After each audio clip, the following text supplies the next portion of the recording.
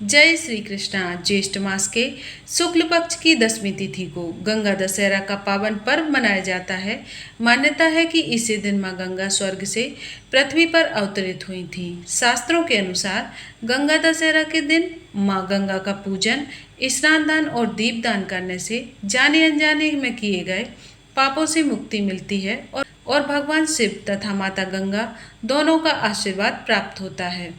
तो देखिए, आप गंगा जी के तट पर जाकर पूजन कर रहे हैं तो यह सबसे उत्तम माना जाता है, लेकिन हर बार गंगा जी के किनारे जाना संभव नहीं हो पाता। ऐसे में घर पर ही श्रद्धा और भाव से मां गंगा का पूजन किया जा सकता है, क्योंकि पूजा में सबसे महत्वपूर्ण होता है सच्चा भाव।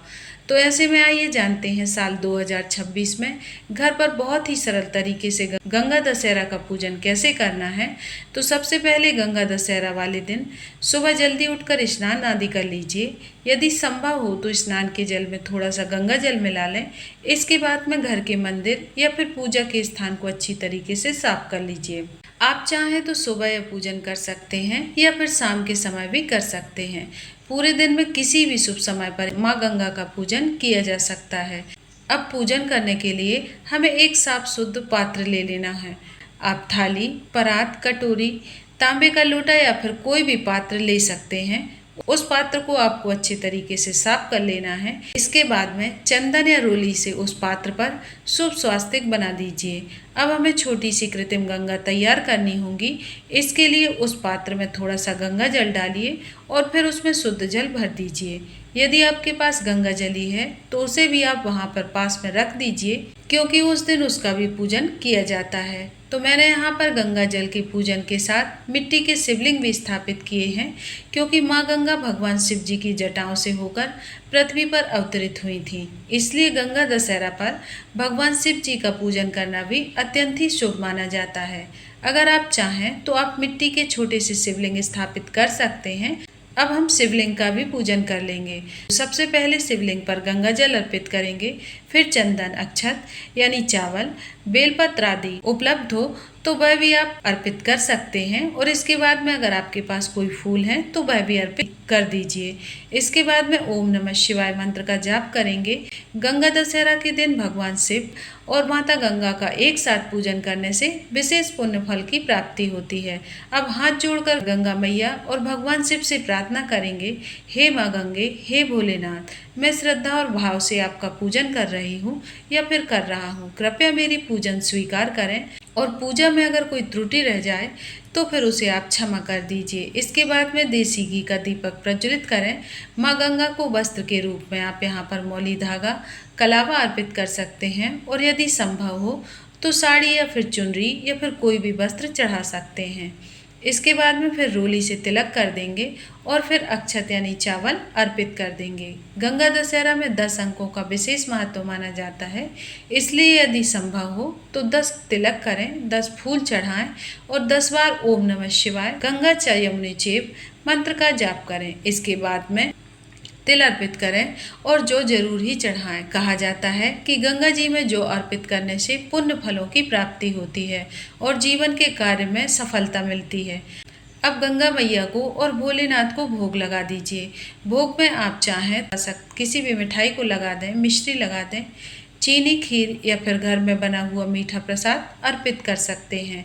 इसके बाद में फिर फूल अर्पित कर दीजिए। इसके साथ में थोड़ा सा दूध भी माँ गंगा और शिवलिंग पर जरूर ही अर्पित कीजिएगा। अब बात करते हैं गंगा दीपदान की। जो दीपक हमने पूजा में जलाया है उसे तट दीपदान कहा जाता है, लेकिन गंगा दशहरा पर दीपदान का विशेष महत्व होता है।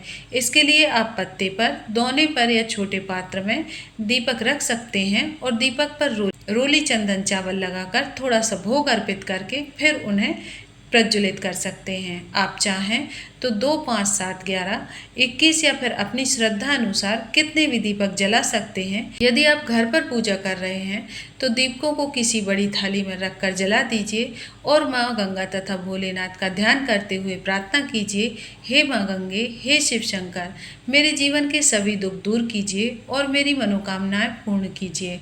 इसके साथ ही हम धूप दीप दिखा देंगे। यदि आपने व्रत रखा है तो गंगा दशहरा की कथा सुन सकते हैं और यदि व्रत नहीं रखा है तो केवल पूजन करना भी पूर्ण माना जाता है।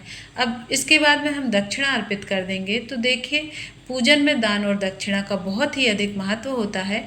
आप गंगा तट पर जाएं और वस्त्र, अन्न, फल, धन का दान अवश्य ही करें। लेकिन यदि आप पूजन नहीं कर पा रहे हैं तो अपनी श्रद्धा के अनुसार थोड़ी सी दान दक्षिणा जरूर से ही चढ़ा दीजिए।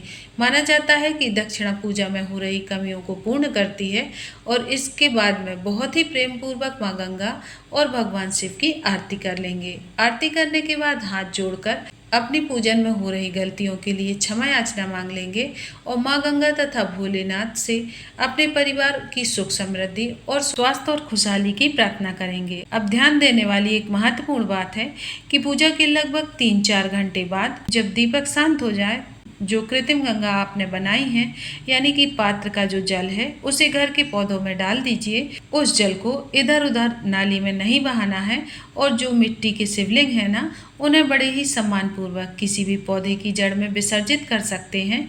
तो दोस्तों, इस तरह से आप साल 2026 में घर में बहुत ही सरल तरीके से और बड़े ही श्रद्धा भाव से गंगा दशहरा का पूजन कर सकते हैं। यदि गंगा के किनारे जाकर पूजन करने का अवसर मिले तो यह अति उत्तम है, लेकिन यदि संभव ना हो तो घर पर ही माँ गंगा और भोलेनाथ का पूजन अवश्य कीजिएगा। माँ गंगा और भगवान शिव जी की कृपा से आपके जीवन से सभी दुख दूर हो जाएं और आपके घर में सुख शांति बनी रहे। अगर आपको माँ गंगा की यह सरल पूजन विधि अच्छी लगी हो तो वीडियो को लाइक जरूर कर दीजिए और ऐसे ही तीज त्योहार, व्रत, पूजन और सनातन धर्म से जुड़ी जानकारी देखने के लिए हमारे चैनल प्रियंका धर्म ज्ञान को सब्सक्राइब करें। मिलते हैं अगले वीडियो में। धन्यवाद।